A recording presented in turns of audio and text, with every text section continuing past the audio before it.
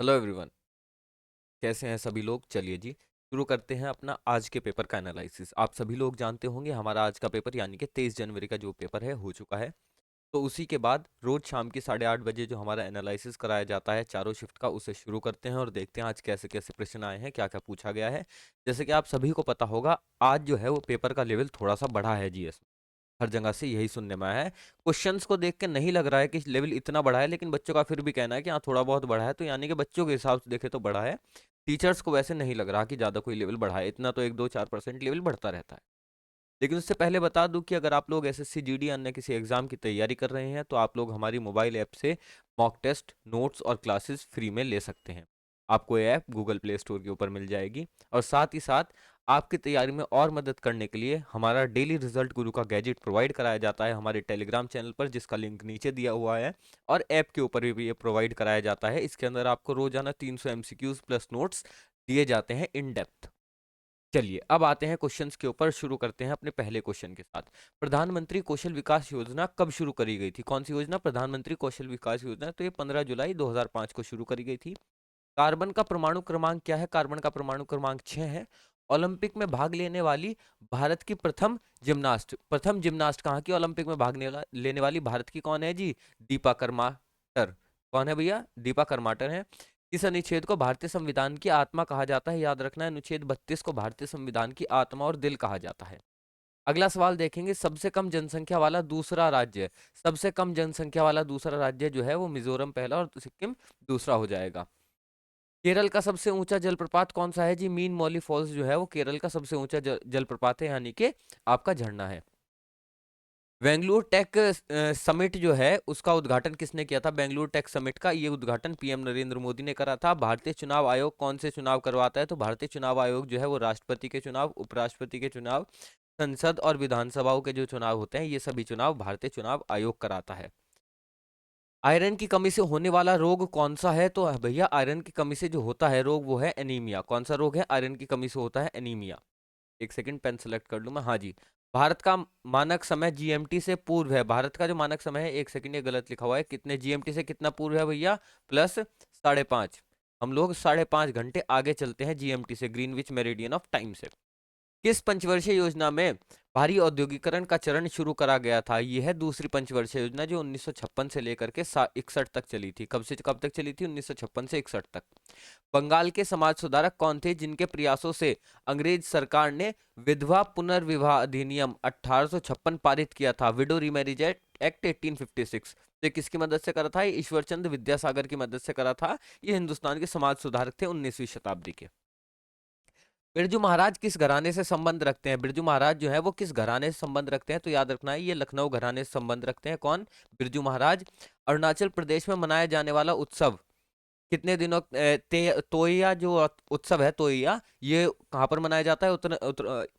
उत्तरांचल के अंदर मनाया जाता है भैया, उत्तरांचल प्रदेश के अंदर। और ये वो, सॉरी उत्तरांचल प्रदेश कह रहा हूँ भाई, ये पता नहीं क्या हो गया एकदम से। हाँ जी, अरुणाचल प्रदेश है। अरुणाचल प्रदेश में मनाया जाने वाला जो उत्सव है तोया, ये कितने दिनों तक चलता है? तो ये 3 दिन तक चलता है और मनाया जाता है अरुणाचल प्रदेश के अंदर। कुचिपुड़ी नृत्य जो है इसका शुभारंभ किसकी याद में किया गया? हाँ जी, कुचिपुड़ी नृत्य का शुभारंभ किसकी याद में किया गया है? ये कराया गया है देंद्र योगी नामक एक वैष्णव कवि के याद में। वैष्णव कवि थे यानी कि विष्णु की भक्ति के कवि थे। शिवा शैव कवि होते हैं जो शिव की भक्ति करते हैं। वर्तमान में महाराष्ट्र का मुख्यमंत्री कौन है? तो याद रखना है भैया, वर्तमान में महाराष्ट्र के जो मुख्यमंत्री हैं वो हैं एकनाथ शिंदे जी, और उप मुख्यमंत्री हैं श्री देवेंद्र फडणवीस। मुख्यमंत्री और उप मुख्यमंत्री दोनों इसमें हमने कवर कर लिए। नेक्स्ट चलेंगे, लेकिन उससे पहले बता दूं कि अगर आप लोग गवर्नमेंट एग्जाम्स की तैयारी करते हैं तो रिजल्ट गुरु आपको आपके स्टेट में आपकी भाषा में तैयारी कराता है। चाहे आप राजस्थान से तैयारी कर रहे हो, हिमाचल से, पंजाब से, किसी भी अदर स्टेट से, एमपी से, तेलुगु से, उड़ीसा से, बिहार से, यूपी से, वेस्ट बंगाल से, कहीं से भी आप तैयारी करा रहे हो, आपके स्टेट में आपकी भाषा में तैयारी कराई जाती है रिजल्ट गुरु पर। अब चलते हैं दोस्तों आगे।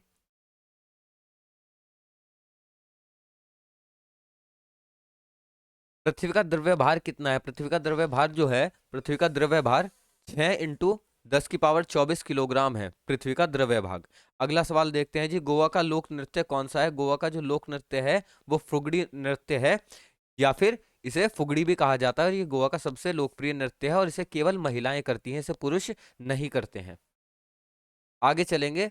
राज्य की कार्यकारी शक्तियां जो होती हैं वो किस में निहित होती हैं, तो आप लोगों को याद रखना है राज्य की जो कार्यकारी की शक्तियां होती हैं, कार्यपालिका की शक्ति होती हैं, ये गवर्नर यानी कि राज्यपाल के अंदर निहित होती हैं। टोक्यो ओलंपिक में मीराबाई चानू ने कौन सा पदक जीता था, तो याद रखना है टोक्यो ओलंपिक में मीराबाई चानू ने जो है रजत पदक जीता था। कौन सा पदक जीता था? रजत पदक जीता था। रवि से संबंधित फसलें, रबी जो फसल होती है, रबी और खरीफ वाली, रवि से संबंधित फसलें कौन सी हैं भैया? इसकी जो प्रमुख फसलें हैं वो है गेहूं, जौ, मटर, चना और सरसों। आगे चलते हैं। 2011 जनगणना के अनुसार सबसे कम आबादी किस राज्य की है? ये आजादी लिखा हुआ है यहाँ पर, आबादी होगा। ठीक है जी। भारत में सबसे कम जनसंख्या वाला राज्य कौन सा है? सिक्किम है, अभी बताया था। दूसरा कौन सा है? मिजोरम है। 26 नवंबर 1949 को क्या हुआ था? तो 26 नवंबर 1949 को राष्ट्रीय कानून दिवस मनाना शुरू करा गया था। ठीक है जी, क्योंकि इस दिन संविधान जो है वो एक्सेप्ट करा गया था, तो इसलिए राष्ट्रीय कानून दिवस इस दिन से मनाना शुरू करा गया था। इस दिन संविधान एक्सेप्ट हुआ था। पूरा जो संविधान एक्सेप्ट हुआ था और हमने लागू कर था वो कब कर था? 26 जनवरी को करा था 1950 में। लेकिन नवंबर को क्या करता? 1949 में एक्सेप्ट करा था। चरक संहिता किससे संबंधित है? जो चरक संहिता है किससे संबंधित है? ये कार्य चिकित्सा से संबंधित एक ग्रंथ है प्राचीन भारत का। उत्तर भारत में मई जून में चलने वाली हवाओं को क्या कहते हैं? उत्तर भारत के अंदर जो मई जून में हवाएं चलती हैं ना, क्या कहते हैं भैया? मई जून के दौरान जो हवाएं चलती हैं ये गर्म हवाएं होती है और इन्हें लू कहा जाता है। क्या कहा जाता है? लू। हाल में हुए बिहार के विधानसभा चुनाव में किसने जीत हासिल करी है? तो भैया याद रखना है भाजपा और जेडीयू जो है, किस किसने? BJP, Bharatiya Janata party and JDU, इन दोनों ने जीत हासिल करके गवर्नमेंट बनाई है। चुल्लू भर पानी में डूब मरने का अर्थ क्या होगा? अत्यंत लज्जाजनक स्थिति में होना, चुल्लू भर पानी में डूब मरना। नेक्स्ट क्वेश्चन के ऊपर चलेंगे। जीडीपी के घटने और बढ़ने का किस पर प्रभाव पड़ता है? जीडीपी के घटने और बढ़ने का, एक सेकंड रुकिएगा, सही कर दूं। हाँ जी, जीडीपी का घटने और बढ़ने का प्रभाव किस पर पड़ता है? तो देश के कुल निर्यात में से कुल आयात को घटाया जाता है और पर्याप्त आंकड़ों को देश भर में कुल उत्पादन, एक सेकंड ये गलत लिखा हुआ है यहाँ पर, ये ध्यान नहीं दिया मैंने, दूसरी पीपीटी खोल ली है, इसकी एक्सप्लेनेशन सही नहीं है। तो जीडीपी के घटने बढ़ने से किस पर प्रभाव पड़ता है? तो ये याद रखना, जीडीपी के घटने बढ़ने से भैया हमारी जो नेशनल इनकम है उसके ऊपर प्रभाव पड़ता है। ठीक है, ये दूसरी पीपीटी खोल ली थी मैंने। इंद्र का पर्यायवाची शब्द क्या है? ये हिंदी के एक दो क्वेश्चन भी है इसमें बीच में जी। देवेंद्र, देवराज, पुरंदर और सुरेंद्र। पुरंदर जो है ये प्राचीन भारत में भी लिखा गया है, प्राचीन भारत में यानी कि वैदिक काल में भी ये शब्द देखने को मिलता है। सीबी की अध्यक्षता कौन करते हैं? और इंद्र को जो है वो डिस्ट्रॉयर ऑफ फोर्ट यानी कि शहरों का विनाशक कहा गया है। सीबी के अध्यक्ष कौन है? सीबी के जो अध्यक्ष हैं वे मधुबीपुरी बुच हैं। कौन है? मधुबीपुरी बुच हैं सीबी। हाँ जी। वाक एवं अभिव्यक्ति का अधिकार किस अनुच्छेद में आता है जी? ये व्यक्ति एवं अभिव्यक्ति का, तो ये अनुच्छेद 19 में आता है। भारत में सर्वप्रथम जूट का मिल कहाँ स्थित करा गया था? तो सिरसा के अंदर सबसे पहला जूट मिल लगाया गया था हिंदुस्तान में।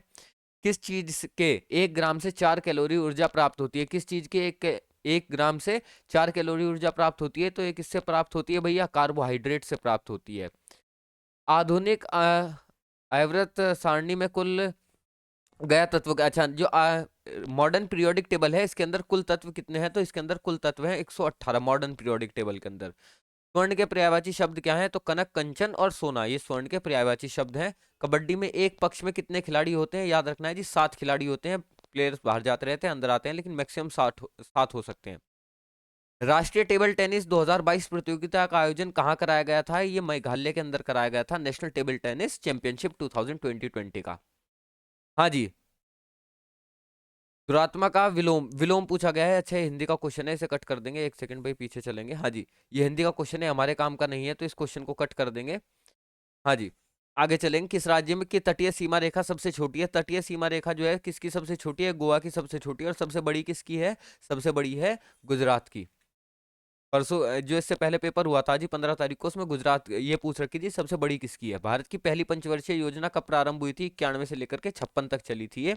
मौलिक कर्तव्य किस प्रधानमंत्री के समय में आए थे? तो इंदिरा गांधी के समय में आए थे मौलिक कर्तव्य।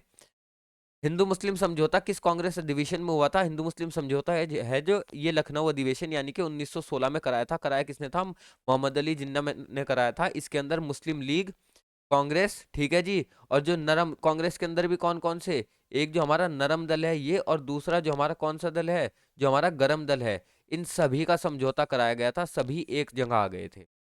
पवनों का देश किसे कहा जाता है? तो पवनों का जो देश है वो डेनमार्क को कहा जाता है जी। नेक्स्ट आगे चलेंगे। सिनेमा में भारत का सर्वोच्च पुरस्कार कौन सा है? सिनेमा के क्षेत्र में सर्वोच्च पुरस्कार कौन सा है? दादा साहब फाल्के पुरस्कार है। होम रूल लीग की स्थापना किसके द्वारा की गई थी? इसकी स्थापना बाल गंगाधर तिलक के द्वारा करी गई थी, होम लीग की स्थापना। होलकर वंश के संस्थापक कौन थे? जो होलकर वंश है जिसके संस्थापक कौन थे? मल्हार राव थे। भारत में किस राज्य की तटीय रेखा सबसे लंबी है? गुजरात की है। ये दोबारा क्वेश्चन मैंने इसलिए डाल दिया ताकि आप लोगों का रिवीजन हो जाए। मैंने बताया भी था आज की में सबसे छोटी पूछी है और 15 तारीख वाले में सबसे बड़ी पूछी थी। नेक्स्ट क्वेश्चन आगे बढ़ेंगे। किसने 1815 में आत्मीय सभा की स्थापना करी थी? आत्मीय सभा 1815 किसने स्थापना करी है? राजा राममोहन रॉय ने। और जो ककरापर का परमाणु शक्ति स्टेशन है ये कहां पर स्थित है? ये गुजरात के अंदर स्थित है ककरापर।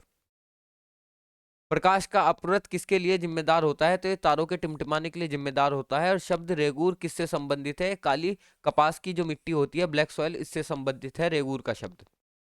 भारतीय संविधान के तहत मौलिक कर्तव्यों को किस अनुच्छेद के तहत रखा गया है? तो मौलिक कर्तव्य जो है वो 51 में रखे गए हैं। और लीग ऑफ नेशंस की स्थापना किस वर्ष में हुई थी? 1920 में हुई थी। और लीग ऑफ नेशंस जो है ये पुराना नाम है इसका यूनाइटेड नेशंस ऑर्गेनाइजेशंस का, यूएनओ का।